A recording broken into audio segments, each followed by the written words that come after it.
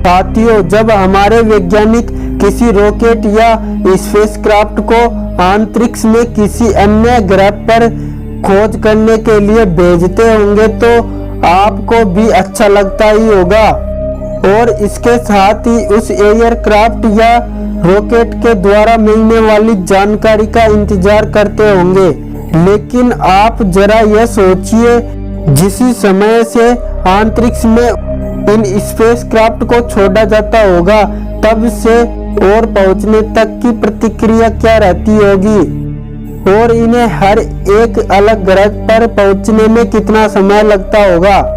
वैज्ञानिकों के अनुमान के अनुसार लगाए गए समय के अनुसार इन एयरक्राफ्टों को अपने स्थान तक पहुंचना होता है, क्योंकि सभी ग्रह सूर्य के आगे पीछे चक्कर लगाते रहते हैं, इसलिए कोई फिक्स टारगेट ढूंढना इतना आसान नहीं होता। आखिर स्पेसक्राफ्ट में फ्यूल की भी जरूरत होती है और उसे तारे और सूरज की ग्रेविटी से भी बचाना होता है। तो चलिए एक एयरक्राफ्ट को अंतरिक्ष में भेजते समय क्या प्रतिक्रिया होती है और अलग अलग ग्रह पर भेजने के लिए कितना समय लगता है। किसी भी रॉकेट को और किसी भी एयरक्राफ्ट को किसी भी ग्रह पर भेजने के लिए सबसे जरूरी होता है पर्याप्त मात्रा में फ्यूल का होना। जब वह रॉकेट उड़ने लगता है तब धरती की ग्रेविटी फोर्स अपना काम कर रही होती है। इसके लिए रॉकेट को धरती की ग्रेविटी फोर्स से बाहर निकालते समय शुरुआती समय तेजी से धक्का लगाना पड़ता है। किसी भी रॉकेट को दूसरे ग्रह पर भेजने के लिए समय का भी महत्वपूर्ण ध्यान रखा जाता है, क्योंकि उस समय को ज्यादातर चुना जाता है जिस समय ग्रह की दूरी कम हो, क्योंकि ऐसा करने पर फ्यूल की कम जरूरत पड़ती है और इसके साथ ही समय और दूरी भी कम हो जाती है।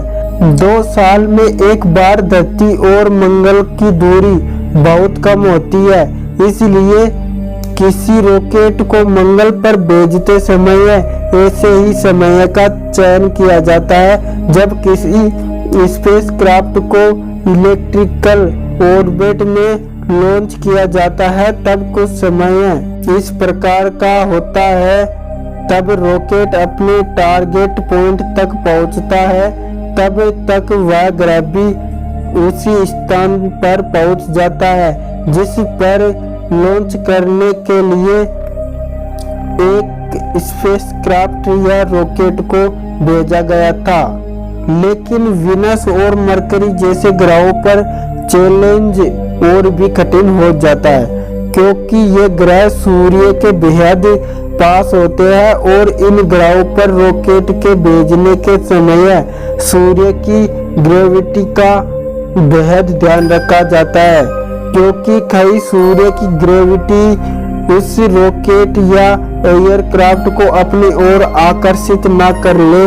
ऐसा होने पर वह रॉकेट या एयरक्राफ्ट नष्ट हो जाएगा। इसलिए मरकरी और वीनस जैसे ग्रहों के मिशन के लिए वैज्ञानिकों को ज्यादा मेहनत करनी पड़ती है। अब ये तो समझ में आ गया होगा कि एक रॉकेट को किसी ग्रह पर लॉन्च कैसे किया जाता है और लॉन्च करते समय किन बातों का ध्यान रखा जाता है। तो चलिए अब हम यह समझते हैं कि हर एक अलग ग्रह पर किसी रॉकेट को लॉन्च करते समय कितना समय लगता है।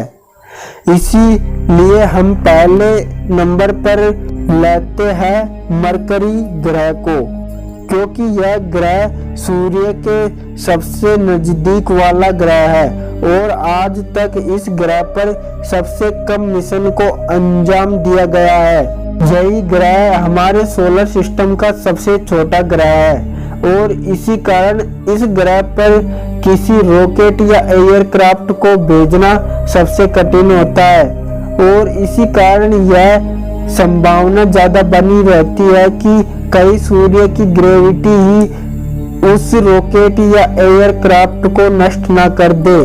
इसी को ध्यान रखते हुए उस रॉकेट की स्पीड अधिक रखी जाती है और उस समय उस रॉकेट की स्पीड इतनी होती है कि अंतरिक्ष में किसी बंदूक से निकली गोली की होती है।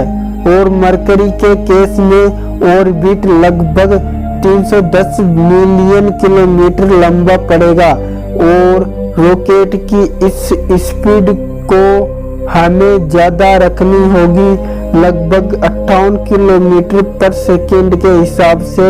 इसके साथ ही रॉकेट को मरकरी ग्रह पर पहुंचने के लिए 106 दिन का समय लग जाएगा। मरकरी पर साल 1974 में मरीनर 10 नाम का एक प्रयोग मरकरी पर भेजा गया था, जिसके द्वारा वैज्ञानिकों को इस ग्रह के बारे में बहुत कुछ जानने को मिला। दूसरे नंबर पर हम रखते हैं शुक्र ग्रह यानी वीनस। इसका धरती से ह्यूमन डिस्टेंस 402 मिलियन किलोमीटर है और इस ग्रह पर एयरक्राफ्ट को पहुंचने में एक अलग ही समय लगता है, जिसके एवरेज का सही से अनुमान नहीं लगाया जा सकता। फिर भी 150 दिन का एवरेज ले सकते हैं। यह ग्रह धरती से 41 मिलियन किलोमीटर दूर है। साल 1961 में वीनस पर पहला मिशन किया गया था।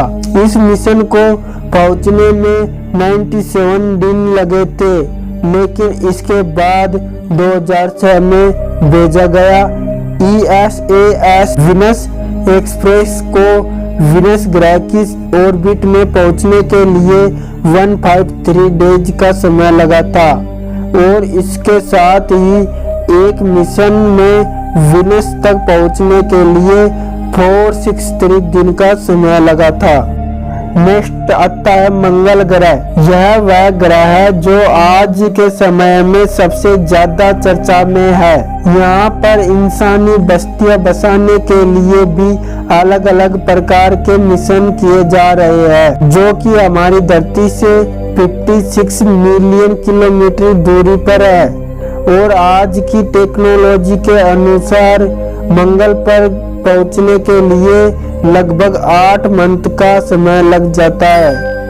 इस ग्रह का ह्यूमन डिस्टेंस 600 मिलियन किलोमीटर के बराबर है। इसके बाद हम बात करते हैं जुपिटर ग्रह की, जो सबसे बड़ा ग्रह भी है।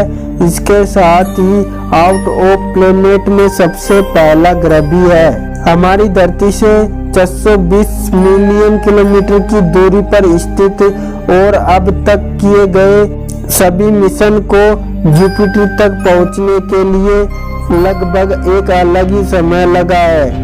इस ग्रह पर भेजा गया पहला पोनियर 10, जिसे 2 मार्च 1972 को लॉन्च किया गया था, उसे जुपिटर तक पहुंचने के लिए 140 डेज का समय लगा था और इस प्रयोग ने 1273 बिलियन किलोमीटर का ह्यूमन ऑर्बिट तय किया था, जो एक बहुत बड़ा डिस्टेंस हो जाता है।